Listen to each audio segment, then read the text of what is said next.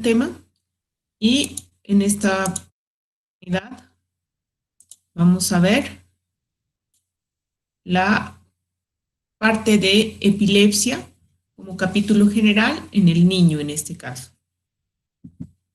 Bien, a ver si puedo, creo que sí. Vamos a ver un pacientito, este es un niño, aproximadamente 1 año y medio, que miren, está llorando y empieza con estas manifestaciones.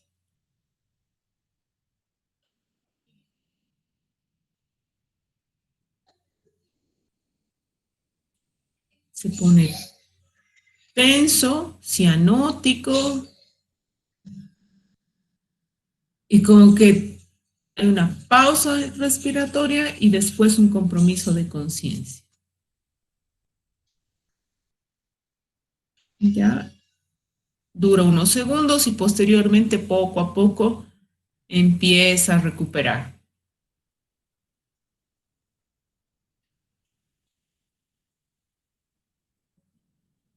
¿Bien?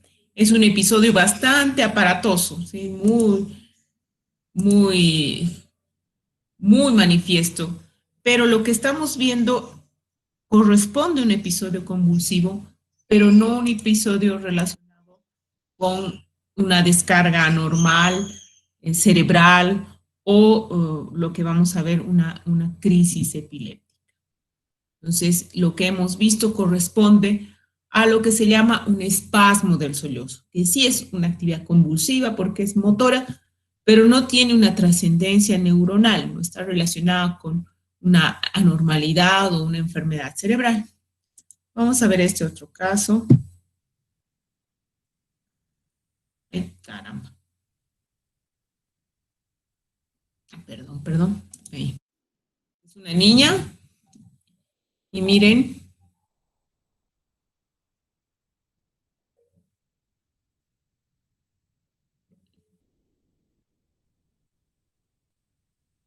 hace ese episodio como una contractura, como si fuera un solo, un solo estremecimiento. Ya la madre afirma que estos episodios se van presentando muy frecuentemente, hasta 20 a 30 al día. Y como escuchan en el reloj, 2 semanas que hace así. Al despertarse, puede llegar a ser a 20 a 30 de estos episodios.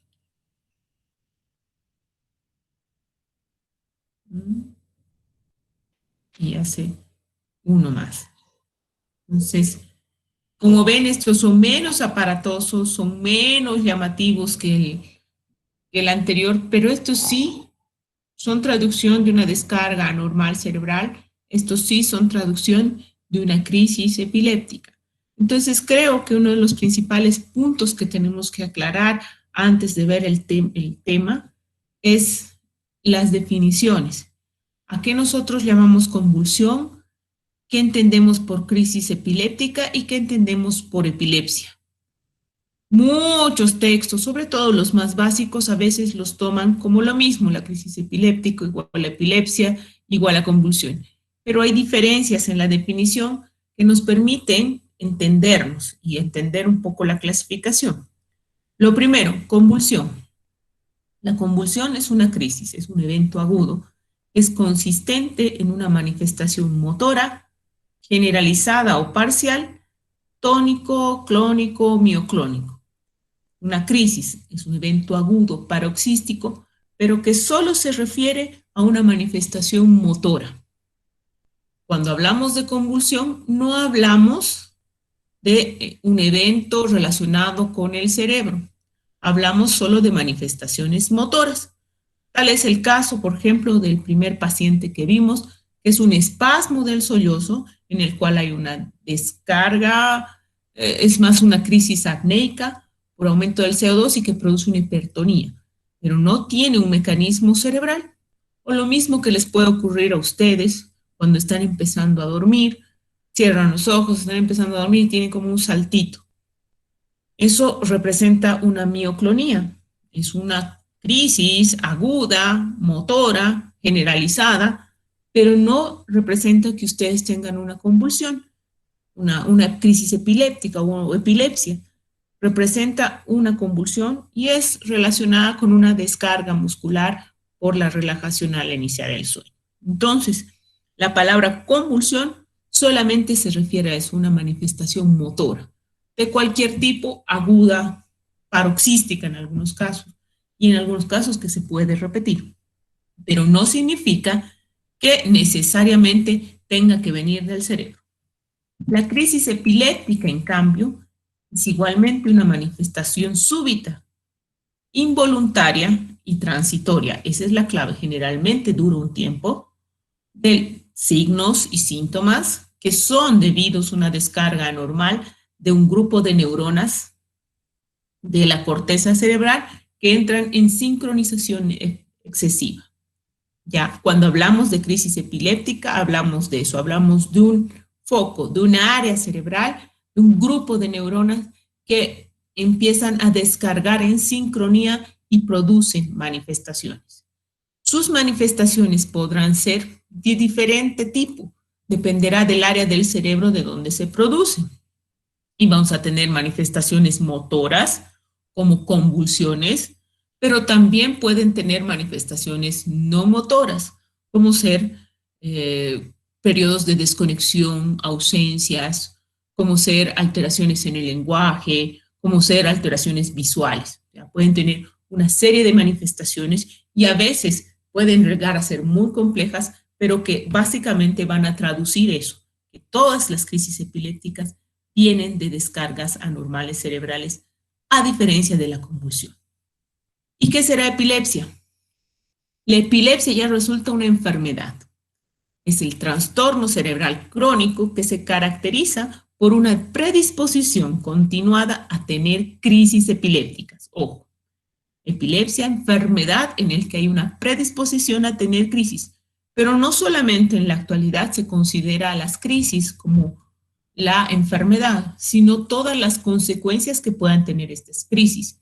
Muchas veces hay consecuencias neurobiológicas, hay alteraciones estructurales por las crisis, van a tener consecuencias cognitivas, van a tener consecuencias psicológicas y sociales, y que ahora en la actualidad se consideran como un todo, como una parte integral, y no es solamente la presencia de crisis epilépticas. Entonces, estas definiciones son claras para que después nosotros podamos entender un poco mejor el tema. Entonces, si entendemos a la epilepsia como una enfermedad, ¿cuál será la definición práctica de epilepsia? La epilepsia, porque también es una enfermedad en la que hay crisis, pero ¿cómo puedo orientarme? Y esto a partir del 2014 ya se han creado criterios. Y es una enfermedad cerebral que se va a definir por cualquiera de las siguientes circunstancias y nos dan 3 escenarios. 1, la presencia de al menos 2 crisis no provocadas.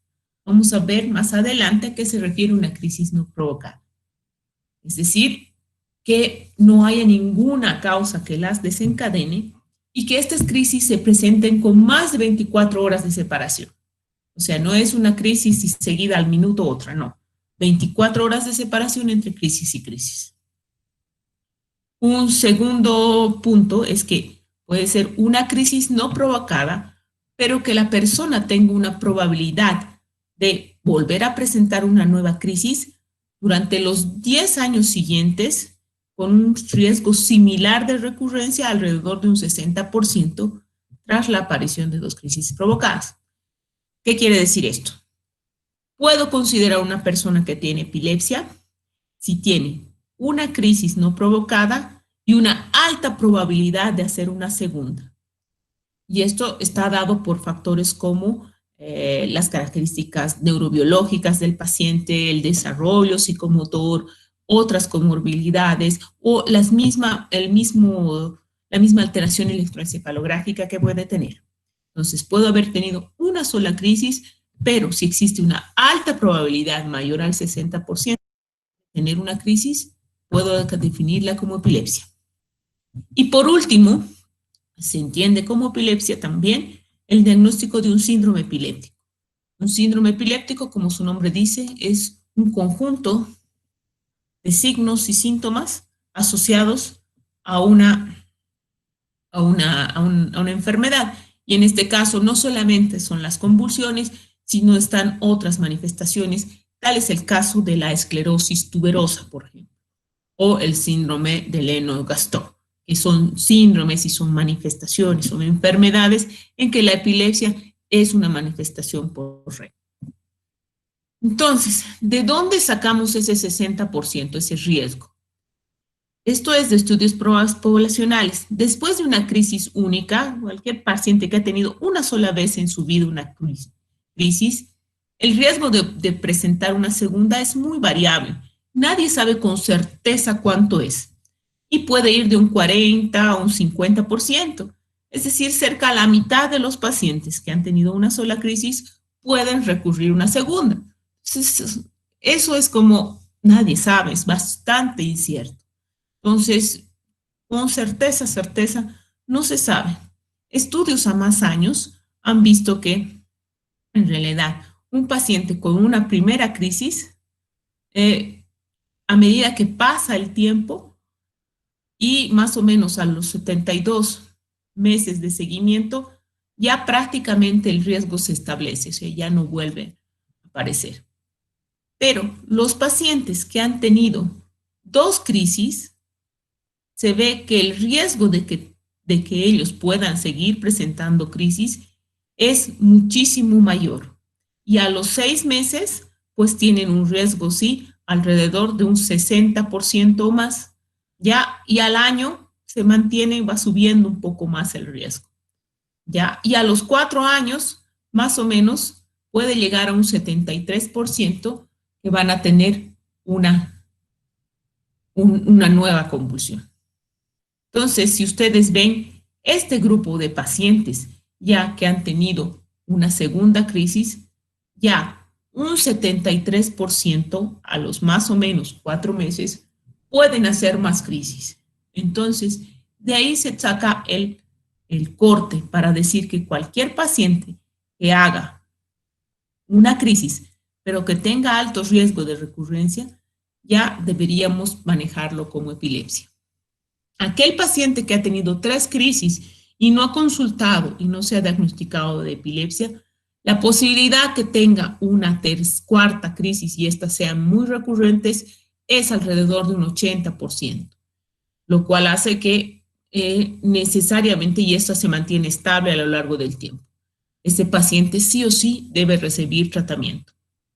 ¿Ya? El riesgo de la recurrencia está en función del tiempo. Cuanto más tiempo pase, a veces el riesgo se hace menor y se estabiliza, como ocurre, como les digo, en la primera crisis. Y a los 12 meses, el riesgo se va a ir estabilizando hasta los 4 años, básicamente igual. Pero los primeros 6, 12 meses son los de mayor posibilidad de recurrencia. Entonces, ¿a qué nosotros nos referimos cuando hablamos de una crisis no provocada? Porque todos los estudios hablan de eso, de una crisis que no ha sido desencadenada por nada. No provocado significa la ausencia de un factor temporal, es decir, que aparece en ese momento, o reversible, que haya hecho que reduzca el umbral de crisis y las provoque en ese momento. Por ejemplo, un paciente puede tener una crisis convulsiva por hipoglicemia. Puede tener una crisis convulsiva por un trauma agudo, temporal. Puede tener una crisis convulsiva por fiebre. Todos esos van a provocar una crisis porque temporalmente han bajado el umbral, ¿ya? Pero no hay ninguna otra causa, no existe, digamos, una causa cerebral que les explique. Una crisis no provocada no es epilepsia. Ojo, una sola crisis no define epilepsia. La epilepsia se define por la recurrencia de estas crisis en el que no haya una causa específica. ¿Cuán frecuentes son las crisis epilépticas? La epilepsia en sí en el mundo. En realidad, estas estadísticas son de hace algún tiempo, pero no han cambiado mucho. La incidencia en países en desarrollo es el doble que países desarrollados, como ustedes están viendo, 100 a 190 por 100.000 van en este lado del mundo, y la prevalencia llega a 15 a 20 por 1.000 habitantes, lo cual hace que la epilepsia sea una enfermedad muy prevalente, muy frecuente en el mundo, pero sobre todo en esta parte del mundo. En los países hemos alcanzado índices de desarrollo adecuado. Y esto está dado principalmente por las causas. Las causas que desencadenan epilepsia, lesiones crónicas y que pueden producir epilepsia a más largo plazo, son mucho más prevalentes en los países en desarrollo, como por ejemplo las infecciones del sistema nervioso central, ya la neurocisticercosis, que es una de las principales causas de epilepsia en el mayor de 20 años, las meningitis, los trastornos del parto, los traumatismos que todavía no hemos podido controlar, no hay una adecuada prevención, pues pueden desencadenar epilepsia a lo largo de su evolución. Ahora, se calcula que hay 70 millones de personas en el mundo con epilepsia. El riesgo global que tiene una persona X de tener epilepsia es de 2 a 4%, lo cual es importante por el gran número de personas, ese es el cálculo aproximado.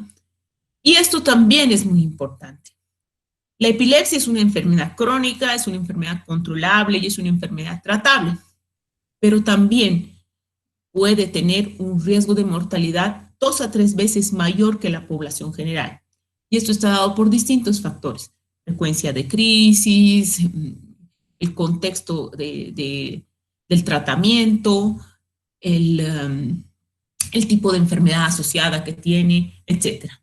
Pero sí, si bien no es que todos los pacientes van a morir por epilepsia, sí es importante saber que hay un riesgo de mortalidad mayor. La epilepsia es tan importante, como les dije, y el grupo poblacional más en riesgo de tener epilepsia es los niños, es que se ha desarrollado un Día Mundial de la Epilepsia, que es el 26 de marzo. Y el color de la epilepsia es el lila. Los niños, que son el grupo etario que más frecuentemente padece epilepsia, pues también tienen que conocerla, y aquí hay algunos dibujos de cómo ven los niños a la epilepsia, los niños epilépticos. Entonces, hay que tener un grado de conciencia, de educación, para que todos podamos entender a la epilepsia y no sea solamente un estigma, convulsiona y alejarse de la persona. No, el saber atender, saber manejar y saber comprender a estos pacientes. A partir del 2014, ya oficial el 2017, la ILAE, que es la Liga Internacional de la Epilepsia, ha lanzado una nueva clasificación de las crisis epilépticas, que es completamente distinto a lo que ustedes han estado escuchando hasta ahora, lo que hemos escuchado: crisis generalizadas, crisis parciales. Esta nueva clasificación es la que se está socializando y la que se pretende usar.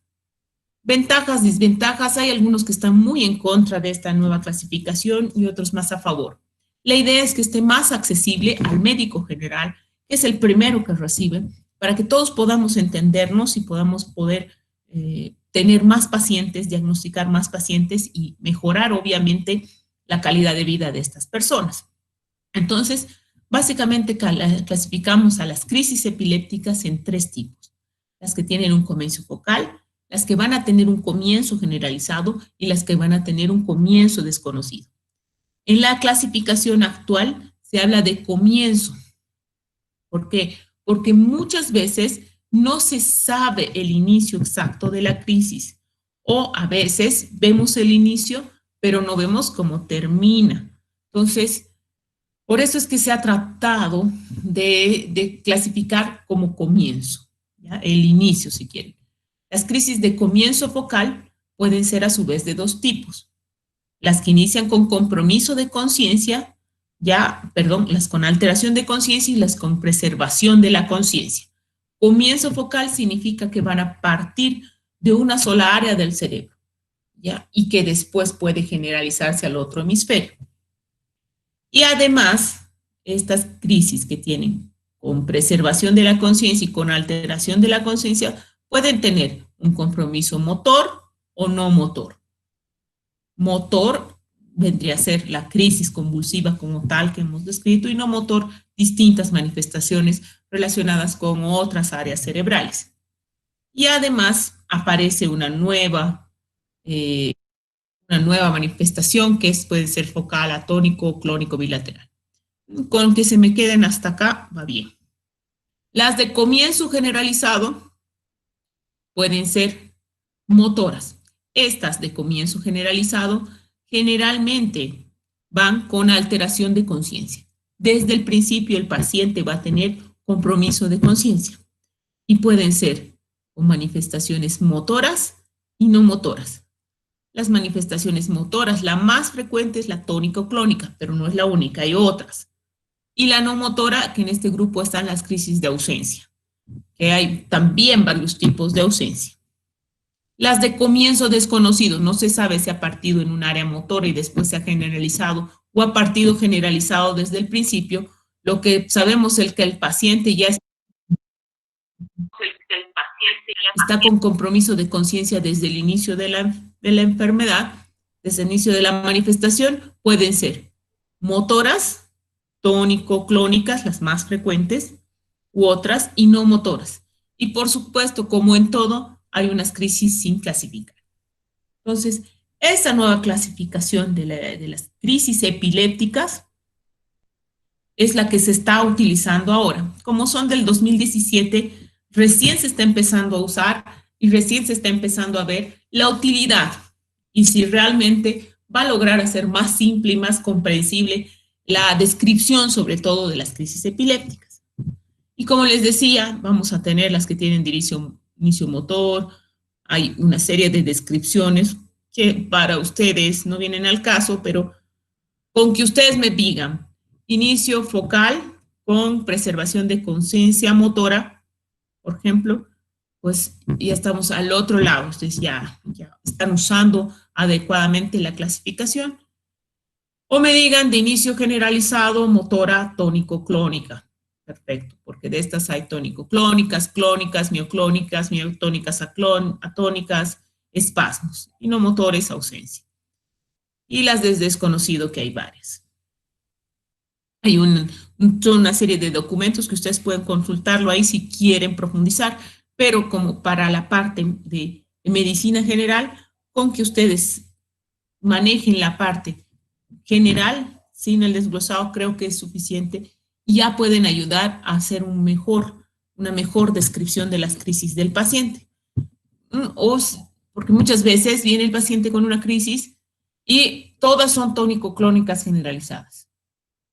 La descripción del interno, del médico de emergencia, tónico-clónica generalizada. Y la verdad que las crisis tónico-clónicas generalizadas en el niño son excepcionales.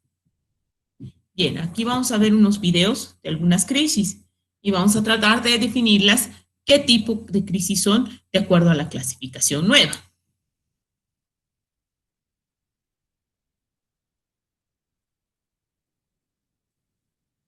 Entonces, este es un niño que está haciendo sus tareas.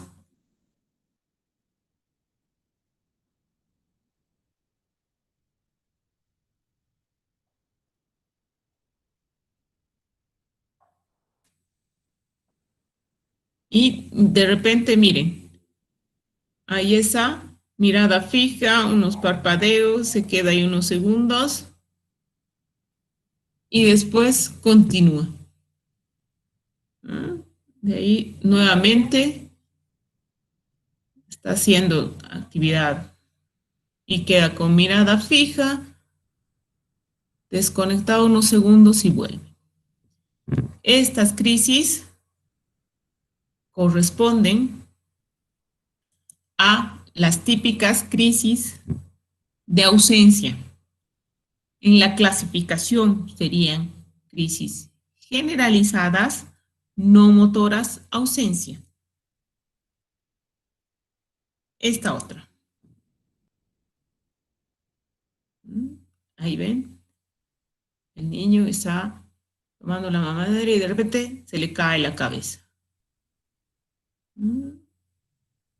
Está en un monitoreo otra vez.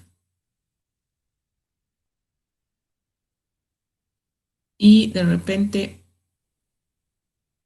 pierde el tono. este tipo de crisis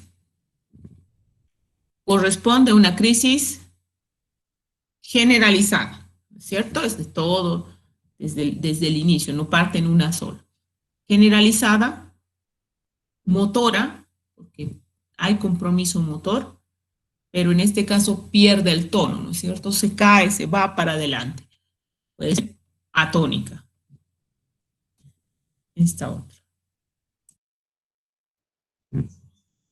Miren, la niña está consciente, pero hace esos episodios como saltitos. ¿No? Hace unos saltitos.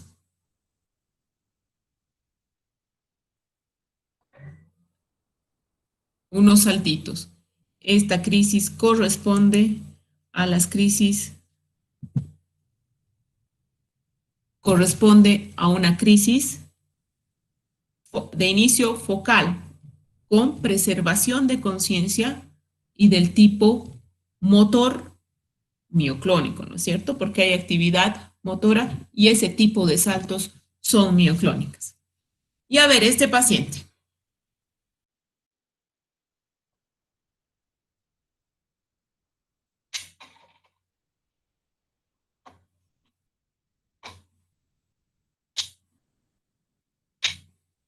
Como ven, parecería que estuviera jugando, ¿no es cierto?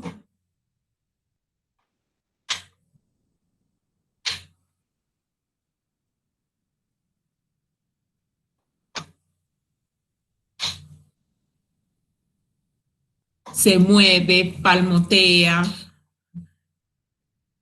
mira hacia un lado, desvía mirada, y ahí incluso ha tenido relajación de esfínteres, ¿no? Y como ven, el trazado aquí es una descarga generalizada.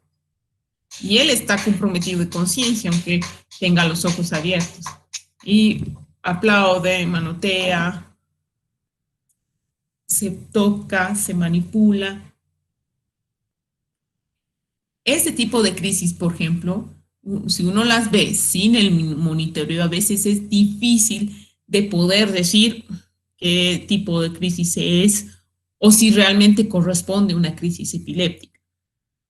Y este es el grupo que muchas veces cae en la clasificación sin clasificar, pero con el monitoreo, que este es quizás uno de los principales usos, poder definir en estas manifestaciones de duda que si es una crisis epiléptica, qué es lo que está haciendo este paciente, de dónde parte, pues a veces es muy difícil poder clasificarla.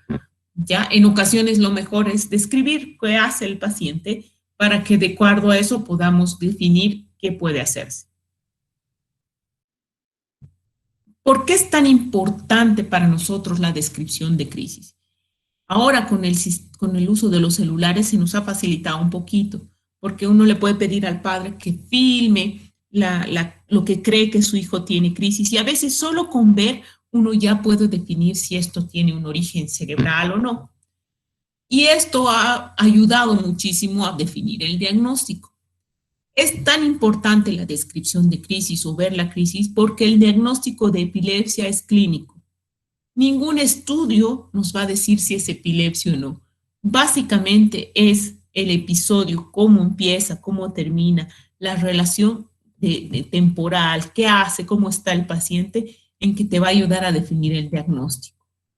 La anamnesis para eso es fundamental y como les decía, ahora ayuda mucho la filmación, ver la filmación del evento. A veces no siempre es posible, pero ayuda mucho. Los detalles de la secuencia temporal son clave para el diagnóstico. Aún así, en centros avanzados de epilepsia, en el que hay pacientes complejos, la anamnesis sigue siendo la base para el diagnóstico. Los exámenes complementarios de epilepsia en realidad van a apoyar el diagnóstico, pero no lo hacen. Dentro de esos está el electroencefalograma. Es el mejor examen para apoyar el diagnóstico y nos permite clasificar. Nos permite decir de dónde parte, cómo se generaliza, como en el trazado que han visto en el último caso, y ayuda también en el pronóstico. Usualmente los electroencefalogramas que se hacen no son acompañados de video. Los de primer y los para el diagnóstico son solamente electroencefalogramas de la actividad digital. El combinado con video se llama video electroencefalograma y ese está reservado para estos casos de duda diagnóstica en el que no sabemos cuán frecuentes son las crisis, qué relación tiene, etcétera. Pero el electroencefalograma igual no nos va a hacer el diagnóstico, apoya pero no hace el diagnóstico. Y hay que tener en cuenta también esto. Si yo hago un electroencefalograma solo, sin video, pues voy a tener un diagnóstico específico de epilepsia solamente en la mitad. Es decir, voy a tener una alteración solamente en la mitad de los pacientes. La otra mitad, aunque tenga crisis y yo vea el video que parece una crisis, puede que su electroencefalograma sea normal. Por lo tanto, necesita además una interpretación adecuada y no sirve ver el trazado, hay que relacionarlo con la clínica. Al mismo tiempo, los niños normales, nunca han tenido convulsión, puede tener una alteración específica relacionada con epilepsia y nunca haber tenido, ni siquiera tener una crisis. Entonces, por eso, siempre es importante la asociación con la clínica, con la descripción y sobre todo la interpretación adecuada. ¿Qué pasa con el estudio de neuroimágenes? A veces tendemos a hacer un abuso del estudio de imágenes. En epilepsia, todo paciente que tiene diagnóstico de epilepsia, sobre todo si es niño, debe tener un estudio de neuroimágenes. ¿Cuál es mejor? Siempre mejor la resonancia. Pero en nuestro medio sabemos que no es accesible, es de alto costo, entonces muchas veces tenemos acceso a una tomografía. Entonces, si una tomografía está bien, nos puede servir sobre todo para epilepsias que no sean complicadas y puede servir es un estudio de ayuda para descartar cosas grandes. ¿En qué pacientes la neuroimagen no es necesaria? En los pacientes que tengan ausencias, porque las crisis de ausencia se han comprobado que no están asociadas a ninguna alteración estructural, igual que las otras epilepsias calificadas como benignas, entre comillas, está la epilepsia mioclónica y la epilepsia benigna rolándica también. Son epilepsias benignas que no hay ningún daño estructural asociado y que en la mayor parte de los casos van a responder bien al tratamiento. Bien, si nosotros vemos las causas de epilepsia, son distintas de las causas de crisis epilépticas. Las crisis epilépticas se pueden producir por miles de causas, como ya les decía, una hipoglicemia, un trauma, una fiebre puede producir una crisis epiléptica. Pero una crisis epiléptica aislada, nuevamente, no es epilepsia. La epilepsia exige la presencia de dos o más crisis separadas en el tiempo en el que no hay una causa que las desencadene. Entonces, ¿cuáles pueden ser las causas de que ocurran las epilepsias? En general, las causas han ido cambiando también la clasificación en este último tiempo y vamos a tener, primero, como las principales causas están las causas genéticas. Cada vez más se están describiendo mutaciones, sobre todo de canales iónicos asociadas a epilepsia. Y hay ya un grupo de epilepsias que tienen un canal descrito, son canalopatías. Pueden ser un segundo grupo las estructurales congénitas o adquiridas. Son aquellas en las que hay un daño estructural identificable. Se identifica un daño a nivel cerebral, una lesión previa, ya puede ser por trauma, por infección, por asfixia, una malformación cerebral. Aquí, en este grupo, ya hay un daño previo, que puede ser congénito o adquirido. Dentro de las causas de epilepsia, que representan un 5% de las causas, están las causas metabólicas, como errores innatos del metabolismo. ¿Qué es un error innato del metabolismo? Es una enfermedad genéticamente determinada en la que hay una alteración en el metabolismo intermedio, es decir, en el metabolismo de los lípidos, de los carbohidratos, de las proteínas. Hay una falla enzimática y genera una serie de alteraciones que corresponden a estas enfermedades. 5% vienen con epilepsia. Causas infecciosas. Dentro de estas están no las meningitis, no, esas van como daño estructural adquirido. En este grupo de infecciosas están infecciones conocidas como crisis, como síntoma principal, e infecciones más crónicas, como el HIV, el citomegalovirus, la toxoplasmosis, la tuberculosis, que pueden manifestarse como epilepsia. Otro grupo importante están las enfermedades autoinmunes. Y de esto cada vez están más descritos los trastornos autoinmunes del sistema nervioso central, que hay una serie de alteraciones en los receptores, tanto inhibidores como excitadores, que son inmunomediados y que pueden manifestar una serie de síntomas que van desde síntomas psiquiátricos, movimientos anormales, pero la epilepsia es una manifestación también importante. Como sabemos, también hay un grupo de que no vamos a encontrar la causa. Ya encontrar la causa también depende del grado de estudio que vayamos a aplicar. Entonces, hay un gran grupo todavía de pacientes con epilepsia en que no vamos a poder identificar claramente una causa. Y, por cierto, también están las de múltiples causas en que se combinan una enfermedad genética con alteraciones estructurales. Es el caso, por ejemplo, de la esclerosis tuberosa, en el cual está mediada por un gen que produce alteraciones cerebrales, los tuberomas, y que generan una alteración neuronal en las conexiones cerebrales y son la causa de las crisis convulsivas y que muy probablemente hacen epilepsias muy refractarias al tratamiento. Entonces, las causas son diversas. Y pues para entender mejor cómo hacer el diagnóstico, cómo clasificar a los pacientes con epilepsia, lo primero es tratar de definir la crisis epiléptica, a qué tipo corresponde. Como habíamos hecho el ejercicio con los pacientes, si es de inicio focal, si es de inicio generalizado o si es de inicio desconocido.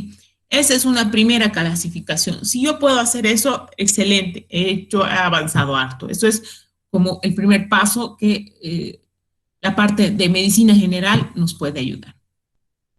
Después se combinan esta clasificación con la etiología. Tratar de identificar alguna etiología asociada, como hemos visto, genética, estructural adquirida, infecciosa, metabólica.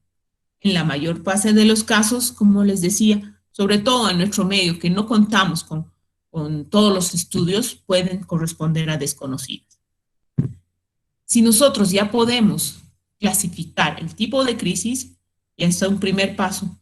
Si tenemos una etiología, se puede hablar de tipos de epilepsia, que eso es distinto.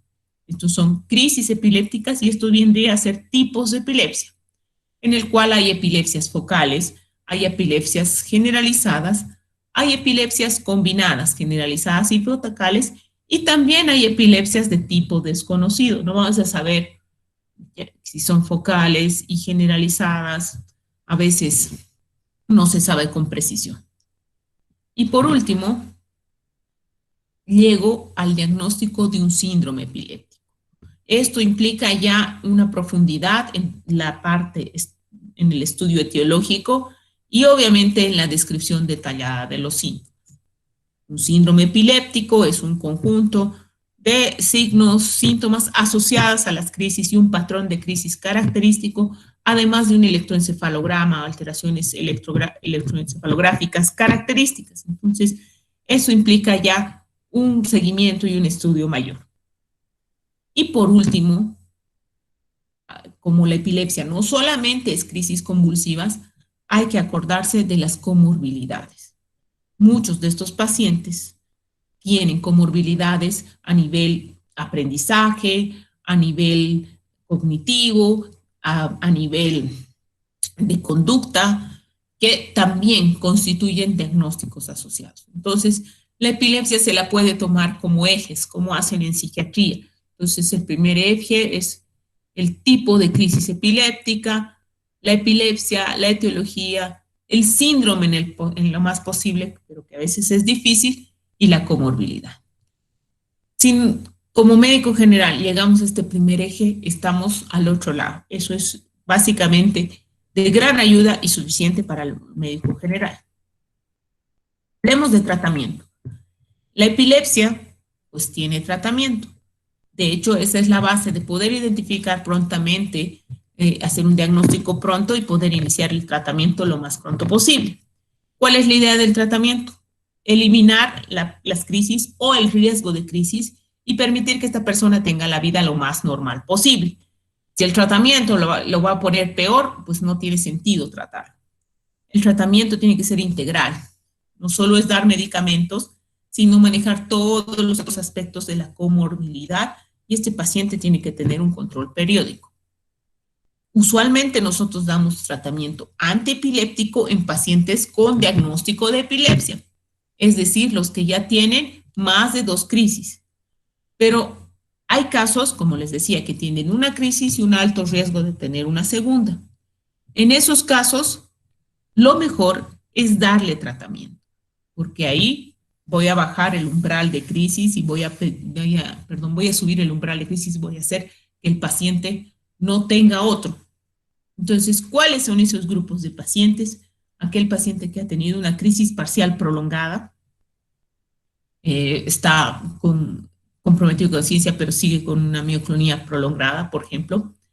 La crisis inicial, la primera crisis, pero que viene como estatus convulsivo. Eso, debo mantenerle el tratamiento por un tiempo, 6 meses, 1 año, que es el riesgo mayor de recurrencia. Crisis más un déficit neurológico asociado, porque puede tratarse de una etiología adquirida por una lesión estructural. En que hay una historia familiar de convulsiones, padres, hermanos, sobre todo familiares de primer grado. Puede tratarse de una etiología genética y puede ser que sea la primera manifestación de una crisis y él tenga mayor riesgo de recurrencia. En el que haya una anomalía específica del electroencefalograma, en que hay una alteración estructural en las imágenes, ya sea tomografía y resonancia, porque esto predispone a más crisis. Cuando el paciente tuvo una crisis previamente y no está seguro, porque a veces pasa, no estoy segura, parece, no vi, no estaba en casa, me han contado. Entonces ahí hay mucha duda, puede que este sea el segundo evento y la posibilidad de una tercera es alta. En caso de adultos, empleos de alto riesgo, por ejemplo, si es un chofer de micro, es de alto riesgo que no, si tiene una crisis durante su trabajo.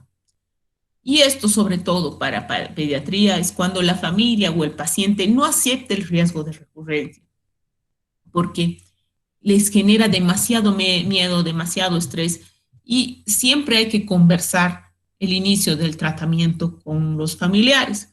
Ya la idea es que yo le puedo recetar en un papel y dárselo, pero si el paciente o los padres no están de acuerdo, el medicamento no va a ser administrado. Entonces, tiene que ser una discusión y un tratar en conjunto con la familia.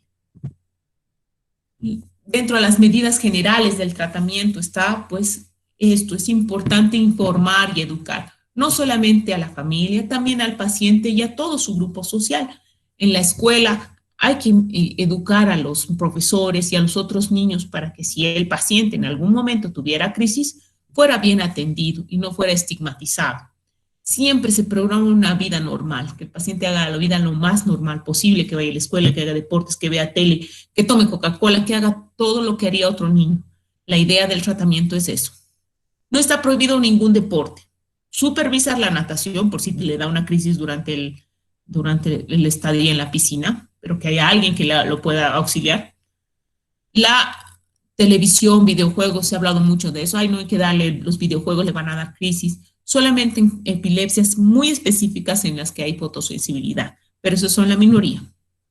El tratamiento farmacológico usualmente, como les decía, está indicado en pacientes con epilepsia y no curan la epilepsia. Básicamente suprimen la predisposición a crisis, estabilizan un poco la membrana neuronal, pero no tratan la epilepsia en sí.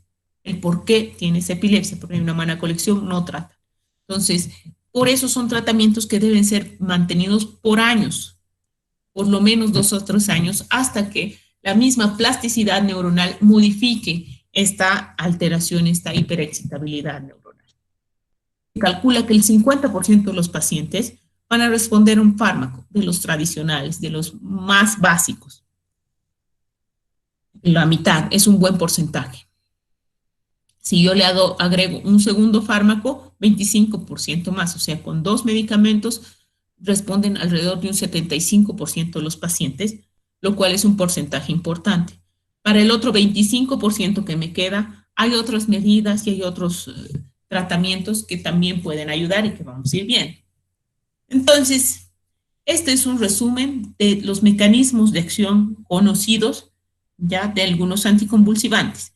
Esta es la unión, la sinapsis, y aquí tienen pues una serie de neurotransmisores, de canales de proteica, de iones, canales de calcio, potasio, en los que van a actuar los medicamentos. Por ejemplo, el más usado es son los canales de sodio. Son fármacos que van a regular la apertura, van a cerrar los canales de sodio. Y ahí tenemos una serie de fármacos que vamos a ir desde la fenitoína hasta los últimos fármacos. Después hay otros que van a actuar sobre los canales de calcio. Hay otros que van a actuar sobre los receptores GABA. Hay otros que van a actuar sobre los canales de potasio. Y hay otros que van a actuar en inhibición de la liberación de glutamato, por ejemplo, y otros que van a actuar a nivel postsináptico, en el receptor GABA, en el receptor AMPA, de otros receptores también del glutamato excitadores en los canales de calcio. Entonces, como ven, es bastante complejo y hay cada vez más conocimiento y receptores que se pueden modificar. Y también, pues, por ejemplo, hay enfermedades en que están asociadas a a una mutación de la proteína del canal de potasio. Entonces, es una canalopatía, que este canal de potasio está normal y hace que genere epilepsia y hace que genere una hiperpolitización membrana. Entonces, los anticonvulsivantes se conocen desde años. El primero que se utilizó con este fin fue el bromuro en 1857. Y de ahí hasta el 2019 que el cannabidol, el aceite, un derivado del cannabis, que ha sido aprobado para cierto tipo de epilepsias, pues hay un montón y hay un montón de años. En los últimos 10 años es donde más fármacos antiepilépticos se han comercializado y los últimos 20 años más. Los fármacos de primera generación son los que conocemos todos y están presentes desde el 60, 70, ¿ya? La mayoría de ellos. Y son los que más se utilizan y son todavía los que se siguen usando como referencia para el tratamiento de epilepsia. Y entre estos están el ácido valproico, la carbamazepina, la fenitoína, el fenobarbital, la etosuximida y la primidona. Son los básicos, son los más estudiados porque ya vienen desde el 60 más o menos, y son los que siguen siendo la primera arma para manejar la epilepsia hasta ahora. Tienen cada uno sus efectos, su vida media, sus dosis, que eso no va a centrar, eso lo pueden revisar en cualquier rato. Y no todos los fármacos antiepilépticos sirven para todos. Generalmente las crisis parciales o las crisis generalizadas van a responder bien a la carbamazepina. El clonazepam es un buen fármaco para todo. La etosuximida solamente sirve para las crisis de ausencia. El fenobarbital es un buen fármaco, pero tampoco está indicado en las crisis de ausencia. La fenitoína empeora las crisis de ausencia y eso es importante también saberlo. No todos sirven para todo y algunos pueden empeorar las crisis. De ahí que es súper importante la descripción del episodio y el apoyo con el electroencefalograma y no usar fármacos anticonvulsivantes porque sí, o sea, por si acaso, tenemos que usarlos con la plena seguridad para qué lo estamos usando, porque pueden empeorar las crisis y además pueden desencadenar reacciones adversas.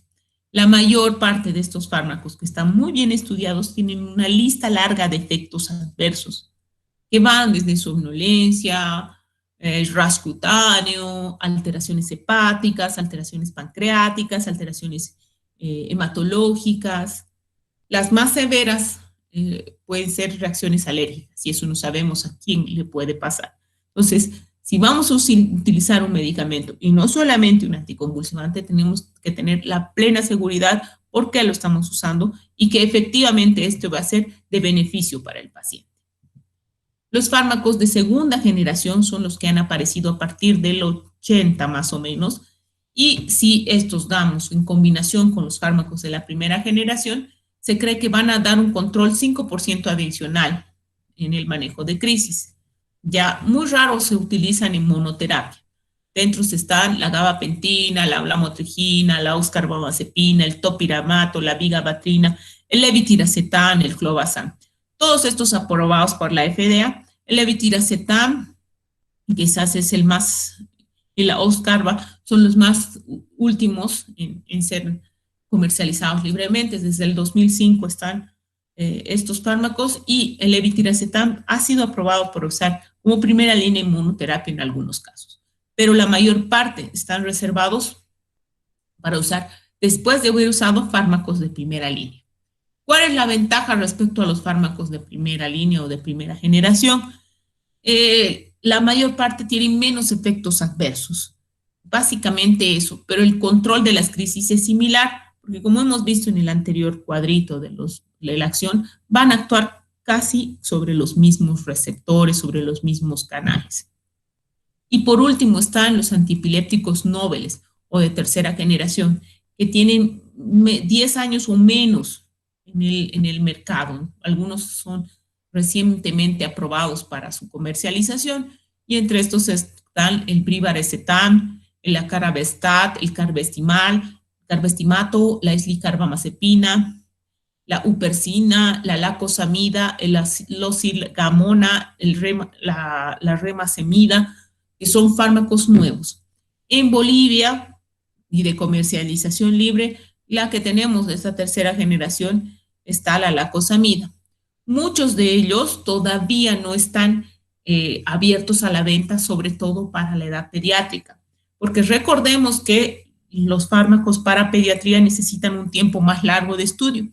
Y sí, en algunos casos específicos se ha logrado que se puedan ampliar su uso, como por ejemplo el cannabidol, que sí está aprobado para uso en dos patologías que son meramente de niños, que es el síndrome de Dravet y el síndrome de Lennox-Gastaut, en que hay muchas crisis o epilepsias refractarias, pero no se usan en todos los casos. Ojo, ya el cannabis es un boom y todos los pacientes o todos los padres están intentando dar cannabis de dudosa procedencia sin una clara indicación.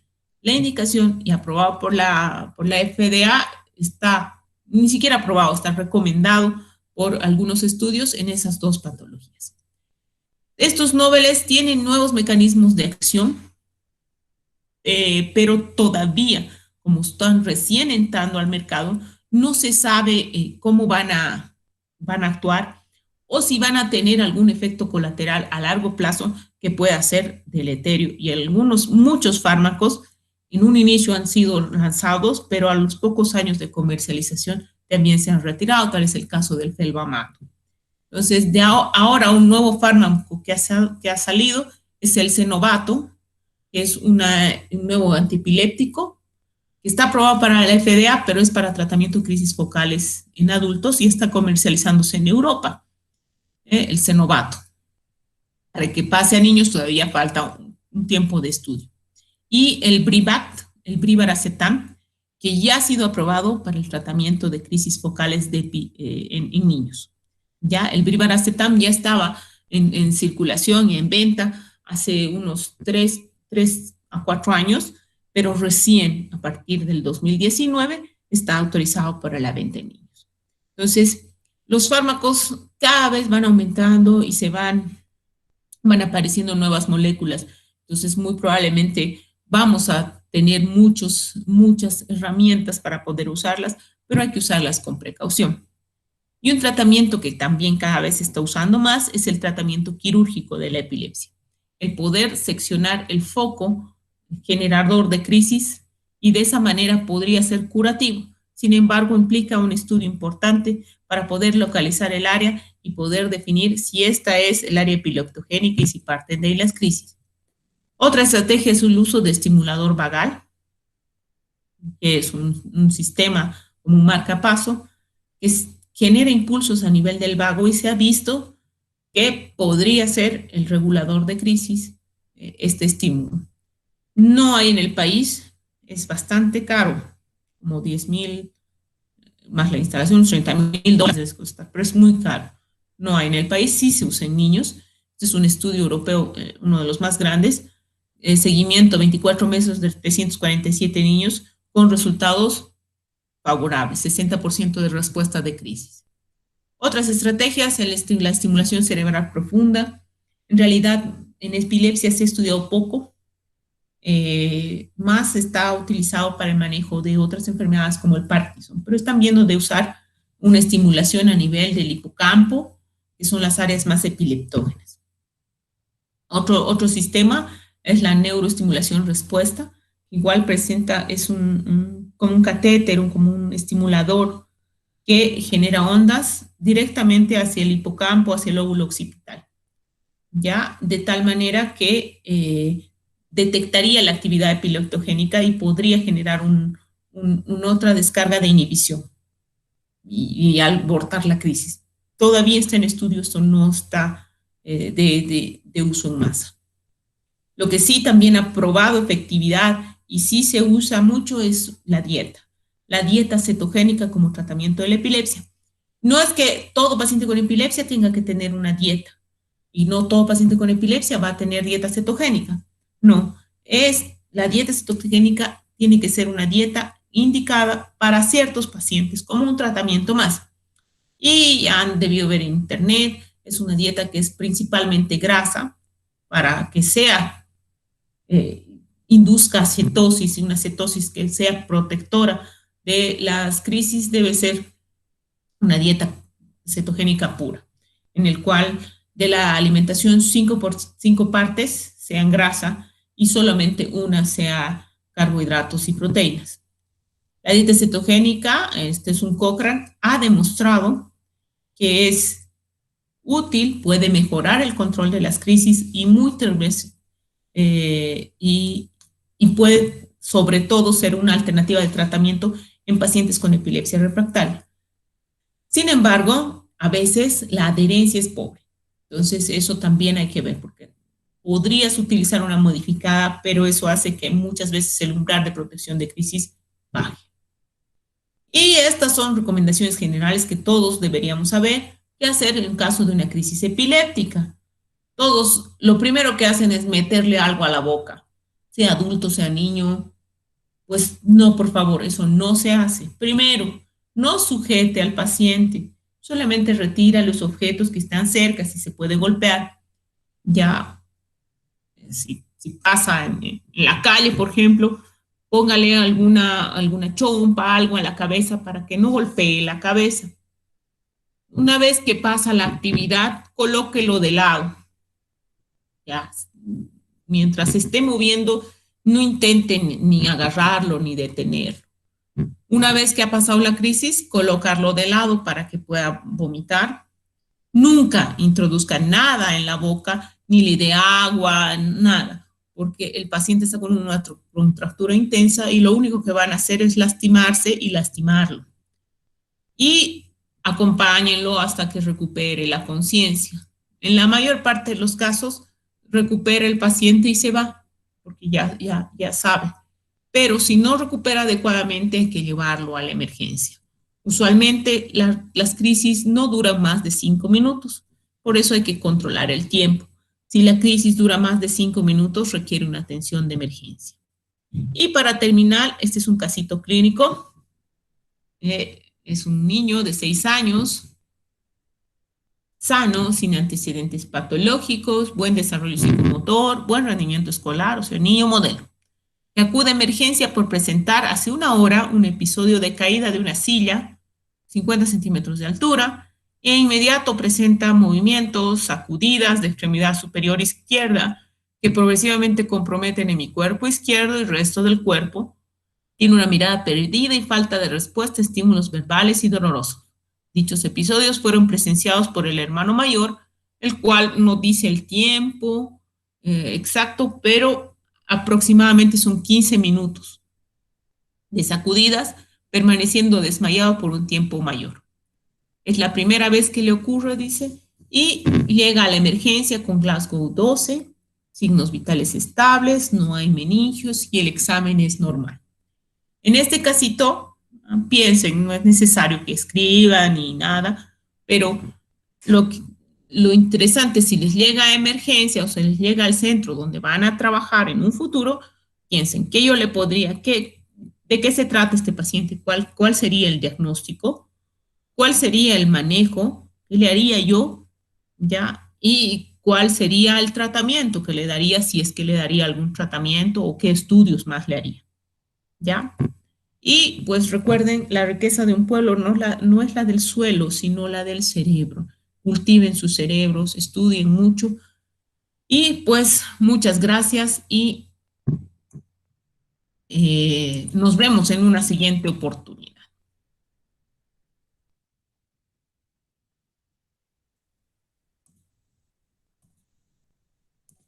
Si tienen